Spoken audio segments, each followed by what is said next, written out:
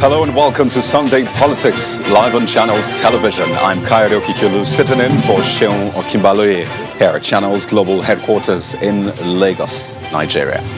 Well, quite an eventful week it's been in Nigeria's political space, and one of the highlights, of course, is the End SARS Memorial. 1 year after young people in their thousands trooped out against police brutality and bad governance, they took to the streets again, but this time in a different manner. They were in a motorcade, waving the Nigerian flag and blaring their horns through the Lekki toll gate here in Lagos.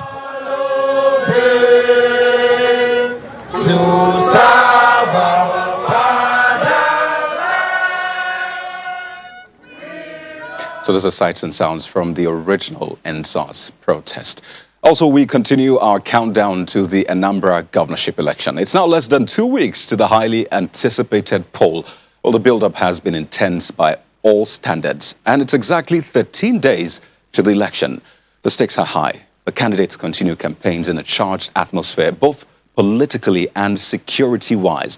Well, President Muhammadu Buhari has directed the Nigerian Armed Forces and law enforcement agencies to ensure that no group or individual is allowed to cause anarchy and chaos in the state. Now, according to the president, peace must be maintained in Anambra state, even if it requires dominating the state ahead of a governorship election, which is scheduled for November the 6th.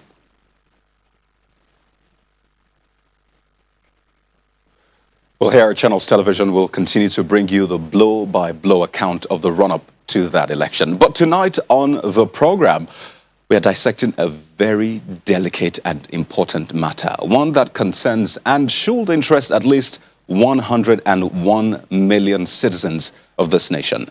What am I talking about? Women participation in politics, and by extension, women participation in governance. Well, some call it affirmative action. Some others say it's simple math. I mean, if half of the population is female, then half of governance should be dominated by female as well. So is it 35% women participation, 50-50, or the so-called survival of the fittest for you? We'll weigh all of the options tonight. So yes, that's a snippet of what to expect. It's a packed show, no doubt. But just before we get into all that, let me give you this update on the coming convention of the People's Democratic Party, which is barely, a week away? Well, the Secretary of the National Convention Organizing Committee and the Governor of Oyo State, Seyi Makinde, is insisting that the planned exercise is still on course. And that's in spite of the decision of some members to approach the High Court in Kaduna to stop the convention from holding. Now, part of a statement by the governor reads, "We are aware of the actions of a few misguided PDP members who have approached the High Court in Kaduna in an attempt to prevent our great party, the PDP, from holding its national convention on October the 30th and 31st, 2021.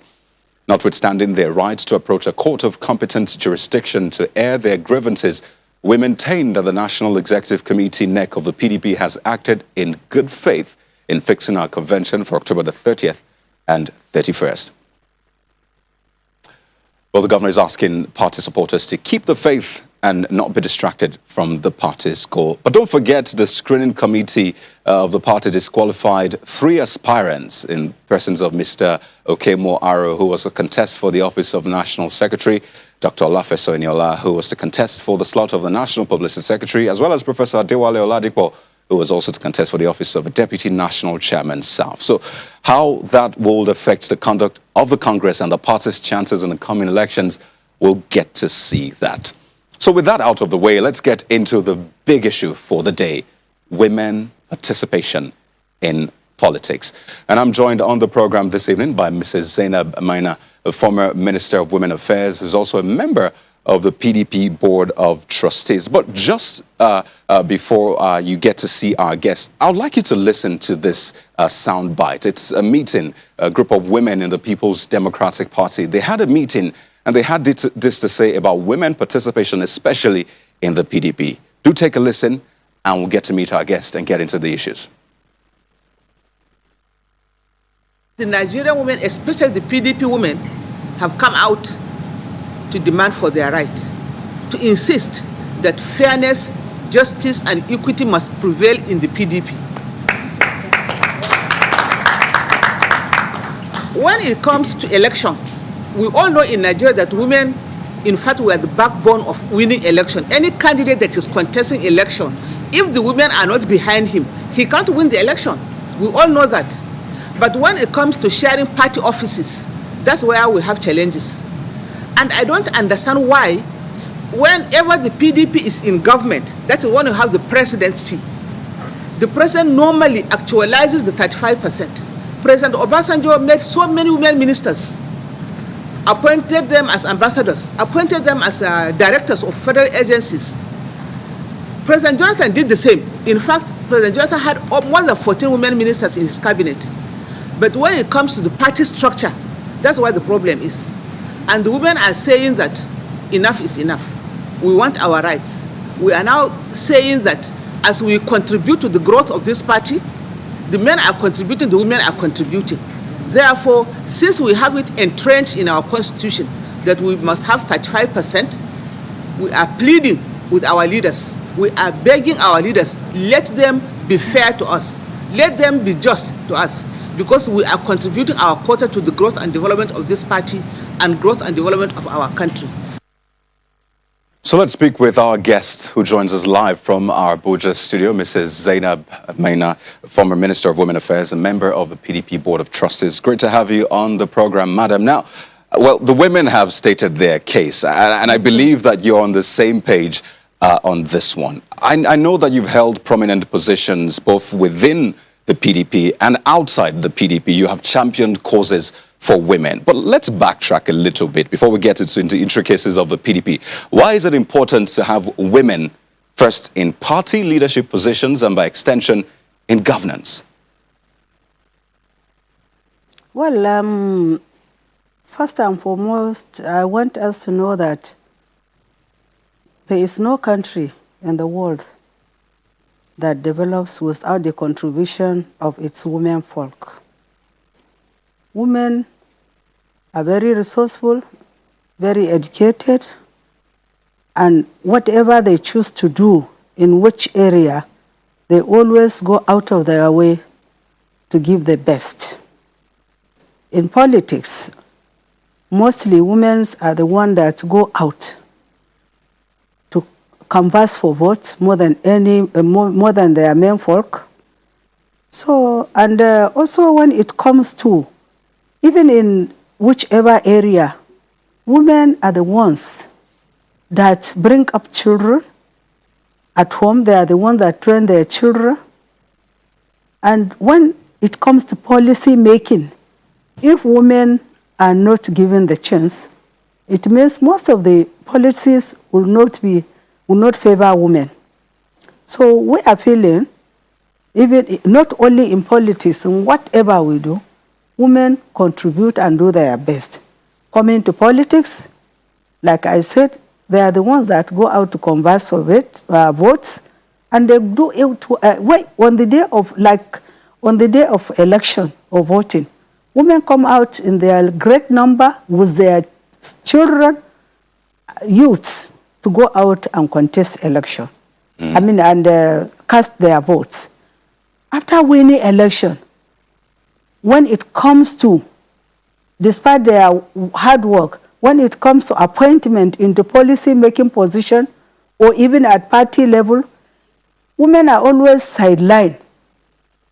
They are always sidelined. They are not given opportunity. It is that time that we will feel, oh, she's a woman. Now, how do you expect policies favorable to women to be implemented if there are no women there? It will not be implemented because women are not in the policy-making position.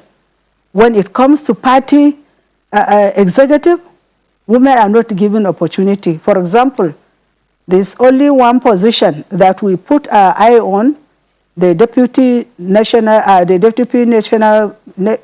national chairman.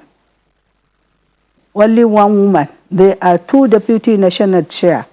Only one woman showed interest, and they are fighting left, right, and center. It's not as if the woman is not qualified, because some of them, the women in PDP now, are founding members of the party, like the men.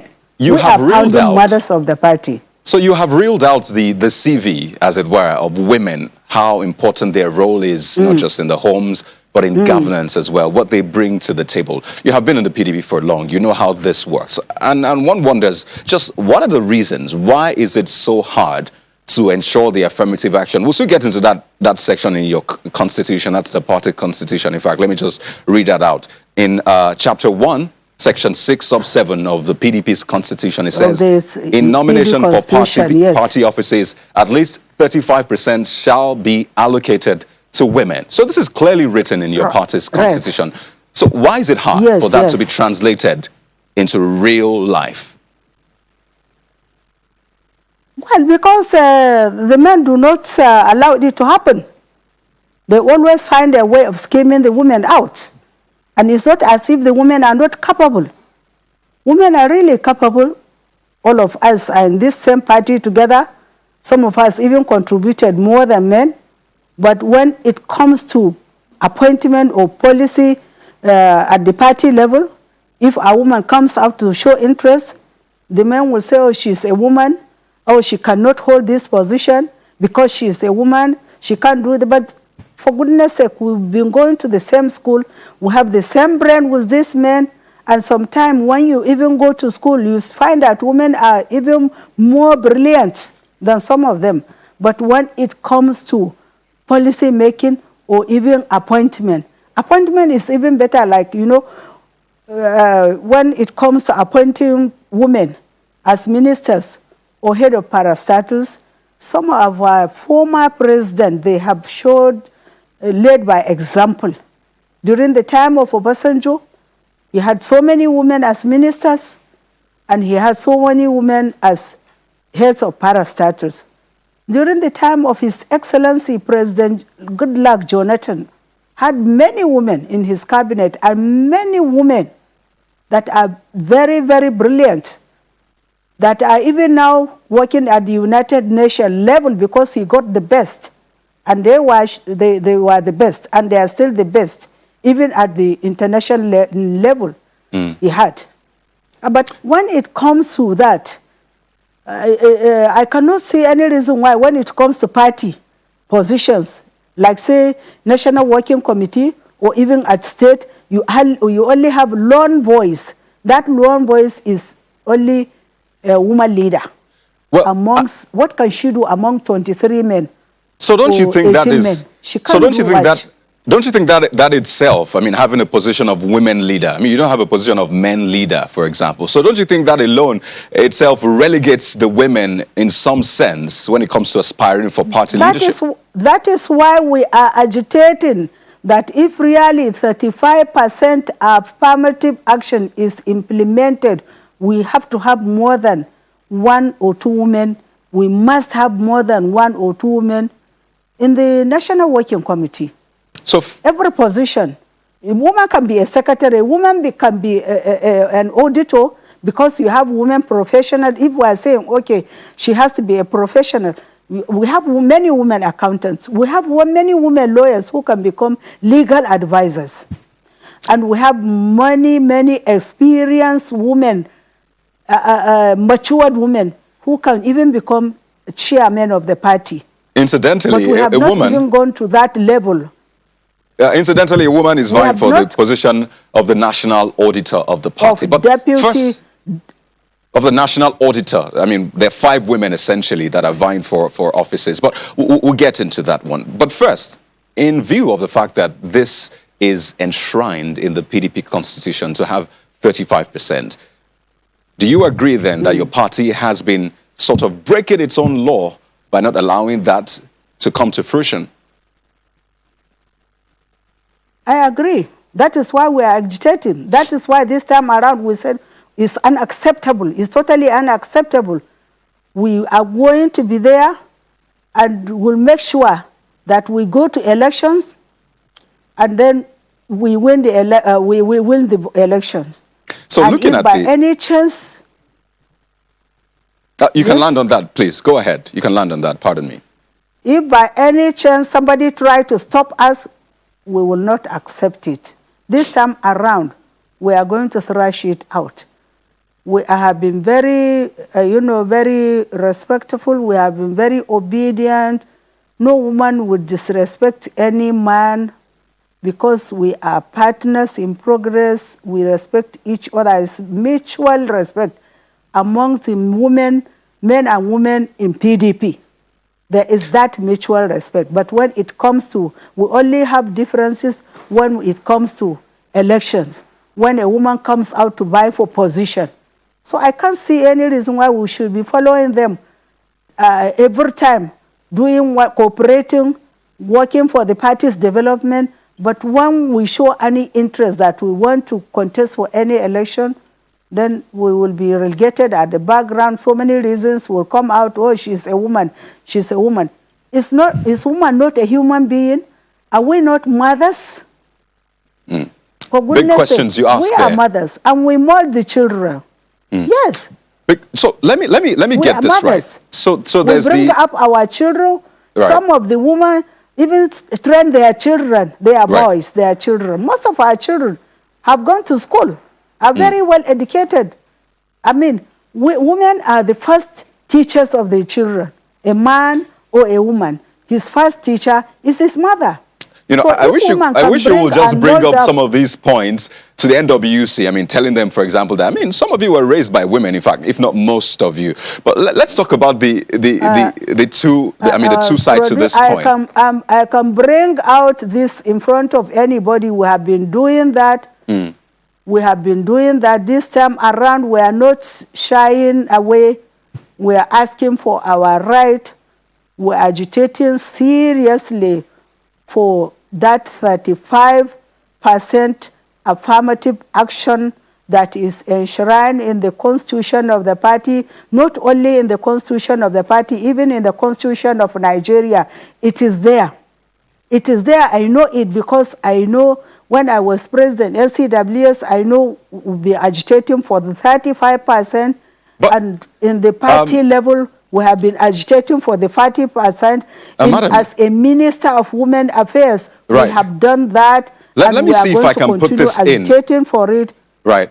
It looks like the women in the PDP are ready for a showdown with the leadership. But when you look at the number of, aspirants gunning for the positions, the leadership positions ahead of your convention, you realize that among the 33 NWC contestants, 5 of them are women, only 5, and that's 15%. So as it stands, only 5 women are even coming out in the first place to say we want to vie for these positions. So on the one hand, you say the party, the men do not allow women. I mean, the PDP men do not allow the women. But then what about the women? How much are they showing up? How much are they stepping up and saying, you know what, if we have 35%, rather than have 5, how about we have 15 out of the 33 or even more to ensure that we contest for this? What is stopping women from stepping up themselves? If you look at the past, in the past, not as many as even 5 came out. We were very careful to choose the best. And now that is even 5, I don't think it is, for me, like in the number of this, the number of people contesting in various positions, compared with 5 and the other number of the men, you may think it is small. But you look at the position we are vying for, and you look at how long it has been that women did not have the courage to come out and contest for elections. But now that we have solid women whom we know are very, very capable, have come out to show interest, that is why. And we are not ready for showdown as such. We are ready to ask for our right, and we demand to get our right. And since we are in this party together and nobody led anybody to go and, persuade you to come and to go and register in the political party, we all went willingly and become party members. And most of us have been there since the beginning of the party. That is why most of these women are founding members of the party. Right. Like me, I'm a member of board of trustees. Of course, I don't know if I can. Many of us are members of board of trustees. Right. So let me see if I can. The level. Right. Listen, if you can reach the level of board of trustees, you must have been in the party for a long time. Well, Madam, and they must have worked for the party to reach that level. quite important points you have raised. I mean, I would even push it forward by saying, why not ask for a female presidential candidate for the People's Democratic Party? But hey, it's not my work to do. But Mrs. Zainab Maina, former Minister of Women Affairs and a member of the PDP Board of Trustees, would like to thank you so much for sharing your thoughts with us on the program. And we wish the women in the PDP and Nigeria at large all the best in governance and politics. Excuse me, let me tell you. When you sarcastically tell me that why women can't vie for president, maybe you don't know. There was a time some women came out to contest for presidential election, like Sarah Jibrin and so on and so forth. Nothing stopped us. I understand, but we do it but first, gradually. that was not sarcasm. That was me. That was not sarcasm, madam. That was me pitching my tent with you. But apparently, you're not accepting my support. But we'd like to thank you so much again for sharing your thoughts with us on the program. Thank you indeed. You are welcome. Thank you. Well, we'll take a break now. And when we return, we'll hear another perspective to this. Don't forget, there are always two sides to a coin. So stay with us. Welcome back. So we've heard from a representative, as it were, of women in PDP who are calling for affirmative action, having 35% representation in leadership positions. And they're saying the men in the party are responsible for few women being in leadership position in the party. Don't forget, we're starting with the party this evening. But then, how about we hear from another member of the party's think tank, who this time represents the other bloc, the men in the party. So sort of get another perspective to this. And tonight on the program, Mr. Adamu Waziri, a former minister of the Federal Republic of Nigeria, a member of PDP Board of Trustees, joins us from our Abuja studio. It's great to have you on the program. Quite huge allegations have been laid on men within the PDP, and I'm sure you've been following the conversation. So let me just begin by asking, why is it that it appears as though your party's umbrella is not capable of admitting or accommodating at least 35% of women within leadership positions? Thank you very much. Let me correct you ab initio. I'm not here representing the men. I'm here as a very high-ranking member of the PDP. But you're a man, essentially. Two, yes, the party does not segregate between males and females. We are all members of the party. Now, the umbrella is very big to accommodate everybody. But the issue I are trying to highlight is this matter of the provision of the Constitution of the PDP in Chapter 1, Section 5, Subsection 7, that says in party nominations, not less than 35% shall be reserved for women. That is a policy statement. It is the same thing as the Beijing Declaration of Affirmative Action. When the delegation from Nigeria came back from Beijing, what did they do? The next issue is to domesticate that provision. The PDP have not domesticated how to achieve the 35%. It is a statement without the strategy of achieving it. So within this context, the women are free to vie for any post in the PDP, just like the men. A time will come, I believe, after this convention, when there is a need for the party to express in clear details which post in the leadership of the party is reserved for women to achieve 35%. Unless that is done, nobody can have the legal right to say this post is reserved for women or this post is reserved for men. As of now, only the position of the national woman leader is reserved for women. All other posts are open. And therefore, it is good for the women to aspire to the positions. When they aspire to the positions, the electorate, which will be at our national convention, will decide who is best for that thing, who has campaigned, who has been able to sell himself. That is very, very important. I want the women folk to understand that that is the issue. But if women start talking, we are equal to the men, we are more intelligent than men, we are also this and that, then you are missing the point, because you will be creating divisiveness in the party, which is not good for us. Okay, so let me get this right. You just admitted that it is clearly written in the constitution of the party, that's in chapter 1, section 6, sub 7. Let me just read it again. It says, in nomination for party offices, at least 35% shall be allocated to women. I think the wordings are clear. The term is shall. So that has a sense of it has to happen, as it were. So are you alluding that, yes, this is indeed in the Constitution, the party is breaking that particular provision, but eventually we'll find a way around it? Is that what you're saying? No. Don't impute external words to our Constitution. Our Constitution says in nomination to party offices, not less than 35%. It doesn't say shall.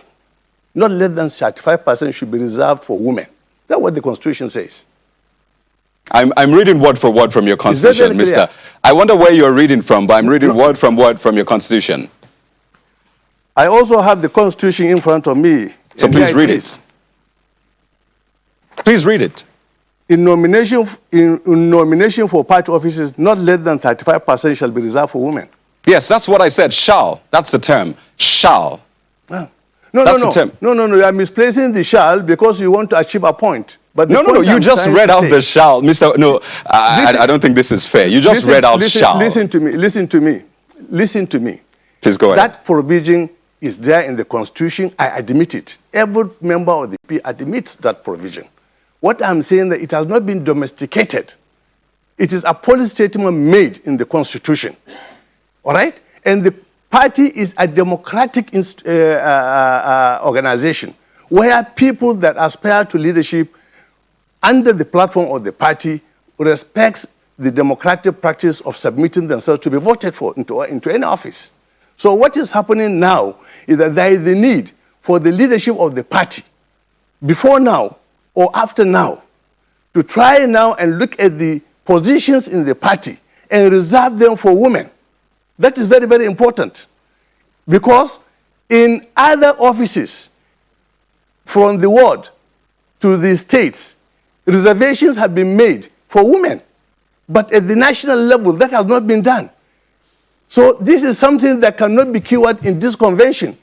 It can be cured at a certain point. Let me also recall, in the 2017 convention, there was an amendment to the Constitution whereby the one deputy national chairman should be a woman. But it was defeated at the convention. Okay, so Mr. Waziri, now I thought to revisit the situation. Right. Pardon me. So I thought you wanted to clear that part of the Constitution because you came across as though I misquoted that section of your Constitution. But you read the same term, shall, which is the same thing I said. So do you agree that the word used there was shall? Yes, I agree. The word used there is shall. It says not less than 35%. Okay. So you agree not less than 35%. So you agree that the party constitution is clear on, what percentage of positions should be given to women, and that has not been achieved by the party, essentially. That is true. It has not been achieved by the party because even now, the number of women vying for the post are not up to 35%. Okay. So I want us to take it step by step because, we wanted to clear that part about the Constitution. So we are clear and the people watching are clear what the PDP's Constitution says regarding that. So for you now, you have tried to give a background as to what has been happening. In fact, you have sort of laid the blame on the women that they have not stepped up enough. And I referenced the fact that just 5 of the 33 NWC contestants are women. And you have someone vying for the position of Deputy National Chairman North, another for the position of National Women's Leader, which you have said is strictly for women anyway. You don't want to see a man as the National Women's Leader.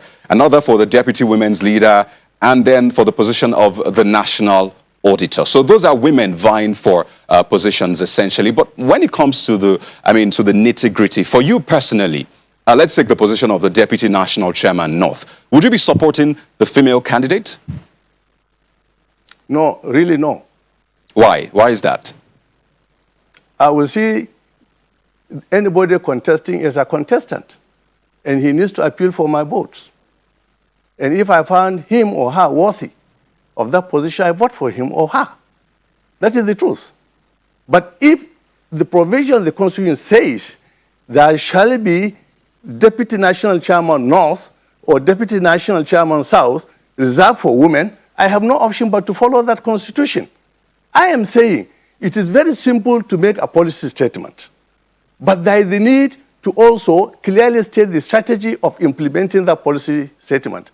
In international affairs, that's what they call domestication of treaties. You have to domesticate it. So there is the need for the leadership of the party to look at the positions in the party and reserve up to 35% for women, so that ab initio, no man will purchase the form or declare interest. That is very, very important. Unless that is, if that is not done, then everybody in the party must submit himself to the democratic process, canvass for votes, and be voted for. So I wonder why has it been difficult, Mr. Waziri, if you could just shed some light? Why has it been difficult to domesticate this? Because this has been in the party constitution for, as long as the party itself. So, something as important as this, how difficult is it to domesticate it? No, it has not been in the party constitution for that long. It came into the party constitution with the 2017 amendment. And the leadership of the party, past leadership of the party, especially the immediate leadership of the party, the onus was on them to try to domesticate this provision, especially when we're approaching convention. They have not done it, and I cannot stand in for them. So, listening to Madam Minor earlier on, she talked about how much women participate in the build-up to elections, how they give their time, they rally support from the young and the old. In fact, she says in some cases, the women even spend more than the men. And she wonders that with all of that, it shouldn't be so hard to say, fine, you have done all this work. And you know how party politics works. You give and sometimes you get to take. So you have sown, this is a time for you to reap. So, why don't you have such conversations that, these women have really worked hard for us. Let's set that aside for them and ensure that we do right by the women. No, let me tell you, I have contested elections many times, and I've gone to mobilize women to vote for me. I know how important women are. I also know the need to involve more women. I also know that there is gender sensitivity in our affairs. I know it, and I'm for it.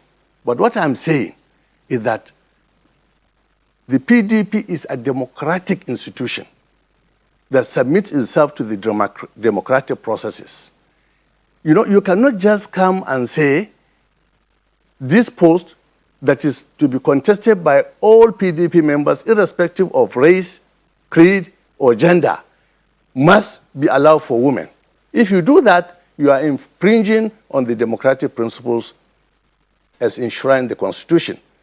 So what I'm saying is that with the agitation that is coming now, there is the need for the next coming leadership of the party to domesticate how to achieve the 35% provision for women in the leadership of the party. Unless that is done, the women should feel free to contest against their male counterparts. So looking at the candidates that have stepped up, 5 of 33, and none for the party chairmanship position, I wonder why.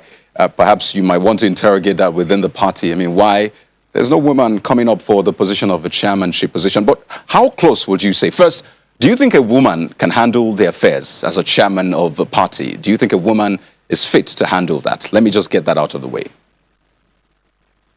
That's a hypothetical question. I'm not ready to answer it. I see a woman like a man, she can do anything, and Mrs. Maina said they even do better than men. So, and in the history of the PDP, we have had women contesting the primaries for presidential nomination. Nobody has stopped them. In fact, the constitution or the provision of the party was even discriminatory by allowing women not to purchase the form, to be given the form free to fill and contest. So, if they can do that, I think, if they can also contest for the office of governor, senator, House of Reps, and other members, they should feel free to contest the party officers now because there is a void. When so for you, remedied, then so for you, essentially, it's about competence. It's about survival of who fits the position, not trying to cede some position to certain, groups, women, youth, and the rest. Is that what your position is? No. Don't impute the things into me. Oh dear, this is quite difficult now. It's competence. I am saying that you are talking of People's Democratic Party. By its name, it's supposed to be a democratic institution. And it must submit itself wholly to the democratic processes. Anybody who aspires to a position under the platform of the PDP must submit himself to the democratic process of offering himself for election, canvassing for votes, and winning the election or losing the election at the end of the day. This is how we must begin the conversation. Now, the second stage of the conversation is, should women now be encouraged, or should women now fight for their rights as they are doing so now? The choice is for the candidate. I, for one, need to look at all the variables to elect either a man or a woman to a party office. Well, Mr. Adamu Waziri, it's been quite interesting speaking with you on this matter. It's been here and there at the same time, and I'm wondering what will be the position moving forward. But we'll keep our eyes on the PDP. I mean, your convention is coming in a few days, and we'll see how that process plays out. Would it be competence? Would it be affirmative action and the rest? But Mr. Adamu Waziri, former Minister of Interior, member PDP Board of Trustees, he says he's not speaking for the men. Thank you for joining us on the program tonight. Thank you very much. Well, we're not done just yet. We paid the APC a visit, call it oversight, if you will, as members of the Office of the Citizens of Nigeria. Well, the party is preparing for its national convention as well, but the date is still unknown. What we know for sure, however, is that there are lots of disputes to be resolved. Join us again.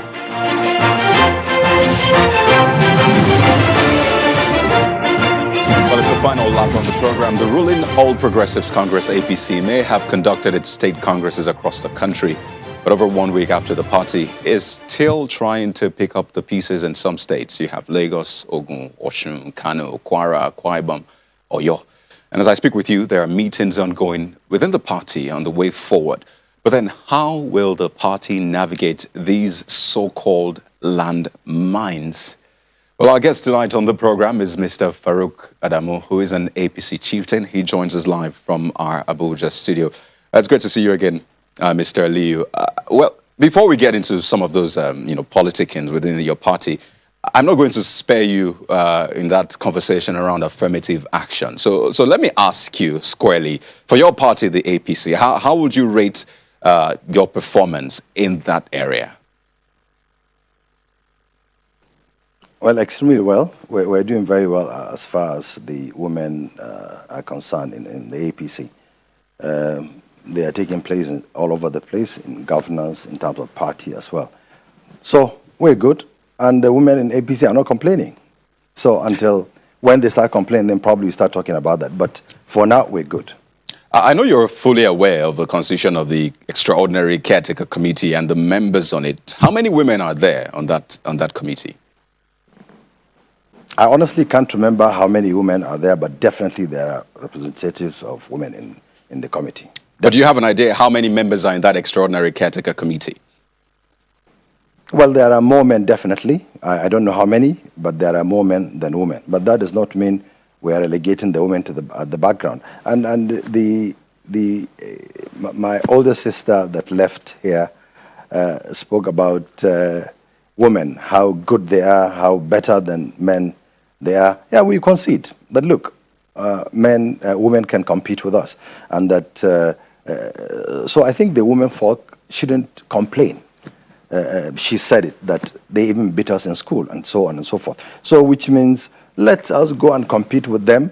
And if they beat us to it, sure, why not? Because you know that this saying that whatever a man can do, a woman can do better. So I think we are partners in progress. And Okay. Look, on a serious note, Right. On a serious note, our party and our government is concerned about the women, and women are taken into consideration at all times. Okay, I wonder what yardstick you use to say that your party is doing quite well. So I'm going to list out the names of the members of the Extraordinary Caretaker Committee, and you tell me which of them you know is a woman. So you have Governor Mimala Buni, who is the chairman, Isiaka Oyebola. You have Ken Namani, Stella Okorete, who is a women rep.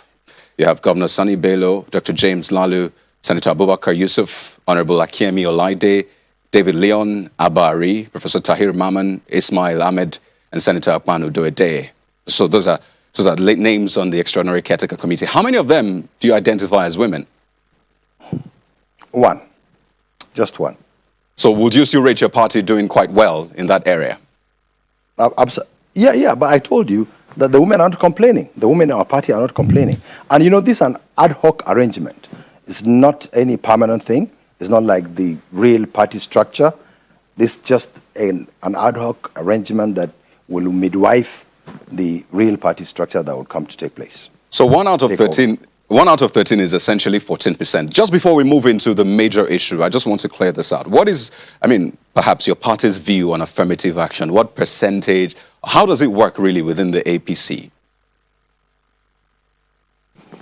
Well, you see, there's this agitation really all along. Women feel they are relegated to the background in the country, in governance, and so on. So this is like a teething problem for all of us as a nation. We are trying to ensure that women are given rightful positions. And you know, from our government, you could see we have Minister of Finance headed by a woman. You know, so you could see how well we rate women in our government and so on.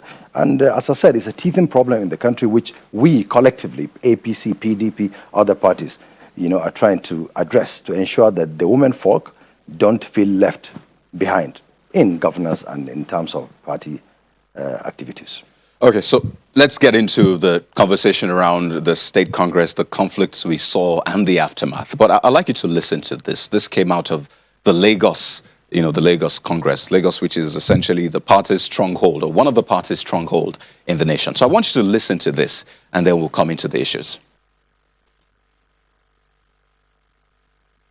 You can't shy away from the fact that there are tendencies in Lagos. This is you sitting on a keg of gunpowder. If you really love this party, you see, you should just wake up to the fact. You talk about having a crowd that's untested. We are tested in elections. We were recently tested in the by-elections. We won massively. That crowd should worry you. In the local government. That crowd should worry you because that crowd is within that party. You mobilize on news credits and corners without following the guidelines. Okay, if we can do that, why can't you do that? Why can't you then do that? Okay, if we can do that, if an individual can do that, why can't you as a government do that? To observe the COVID protocol. What COVID protocol do you want to observe? Everywhere. You are outside of the party. You are not even trying to. You can't call me an outsider in the party. I voted you, the local government chairman. When you were local government chairman, I voted for you. Yes, I was a party member. I was in school when you were party. When I was in school when you were local government chairman. I don't know if you should be proud. And paid you respect. So that's just a snippet, really. Mr. Sheye Oladejo, Lagos APC chieftain, and Mr. Jide Adediran of the Lagos faction of the Lagos APC. So, that's just one of the several states which we've seen. I just wanted you to, properly situate this. And, one of them spoke about tendencies within the party. You cannot take away the fact that there will always be tendencies, essentially different agitations, different interests. And the question will be, just how strong is the party structure, the APC party structure, in managing all these tendencies? And there seem to be huge tendencies really threatening to break the party apart. Well, breaking the party apart is not true. Tendencies, yes, it's true. We have tendencies. But you see, even before this, the Congress that took place about a week ago, the party, in its wisdom, instituted a committee headed by the former governor of Nasarawa State, with serving Senator Abdullahi Adamu, to take care of these kind of teething problems, problem that we are sure will arise from the congresses. And they've started work, and it's normal. You know, in politics, you will have different ideas, different tendencies, different approach to things. But in the long run, the justice will prevail. I assure you that APC is going to look into these allegations. Of course, there are some places where some governors were high-handed, and there are some places where other members of the party also didn't help matters. But it's normal in politics. I mean, all parties, wherever you have gathering of people, you will have different approach to things, different ideas, different way of doing things. But in the long run, remember, we are the ruling party. Remember, everybody looks up to the ruling party, unless in the party, we all look up to the leadership. So I assure you that these crises all over where you have them will be sorted out before the National Convention. That is why, in the wisdom of the leaders of the party, we have not set up a date yet for the National Convention. This is all to ensure that we smoothen all the rough edges, to ensure that we sort out the problems and get into the main convention with little or no problems. But of course, it's normal. So to us politicians, this is normal. People will complain, people will cry, and so on and so forth. But in the long run, justice will prevail, and people will get justice, fairness, and equity. And I think that's a big issue. Justice, fairness, and equity. I mean, regardless who is involved. And if, as you say, that some governors have handled issues, with high-handedness, as it were, would your party really go ahead to sanction perhaps those state governors or other VIPs, big personalities within the party? Is that something your party will do? That I assure you that nobody is bigger than the party. Nobody. Not any governor is bigger than the party. No individual, actually. Nobody is bigger than us collectively at the party. So any one of us who decide not to toe the constitution or the general aggregation of the views of the members of the party in his locality will be sanctioned. That I assure you, and I'm sure the leaders, the leaders of our party know that nobody is above the party. Nobody that cannot be sanctioned. Nobody can come and tell you that, look, I own this party. This APC belongs to Nigerians. And so Nigerians will decide, the leadership will decide and sanction where sanctions need to be given to anybody. But I assure you, in the long run, we will... let me just bring this home. Are you saying that the party perhaps can suspend a sitting state governor, can go ahead and do that, regardless whose ox is gored? Are you saying that that is something on the table?